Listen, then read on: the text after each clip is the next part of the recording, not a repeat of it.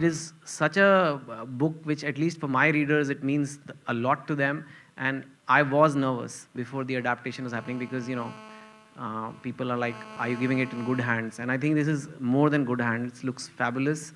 And I think it's a movie that is going to do really, really well. And people are going to enjoy it. It's genuinely a dream come true for me to be able to do a film like this. When I read it, I impulsively knew as an actor, I would get to do something that nobody else saw in me. And I'm grateful that Chetan wrote this and Sajid Bhai and Karan came together and thought of taking me in this film.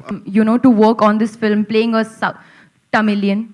I had a lot of fun speaking in Tamil and obviously working with the great Arjun Kapoor. So thank you, Karan, and thank you, Sajid Nadiadwala, and thank you, Chetan Bhagat, for making this film, writing this book, and making it a part of our lives. For me, I never planned what film I would do when. Being tall, I guess I am tall. Being macho comes from the films that I've done in the essence that I've been holding guns and beating up people and getting beaten up, and that attitude has been there in those characters.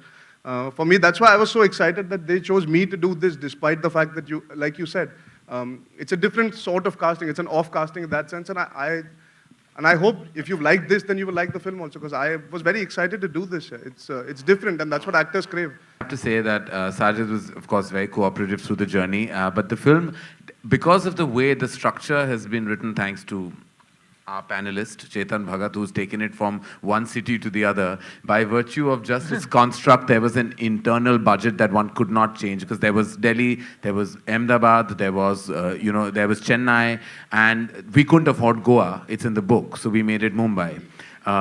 Because that was the one thing that we couldn't there was many, of course, we had to kind of bring it, but it still has a certain kind of production value, given that it's a debut director's film.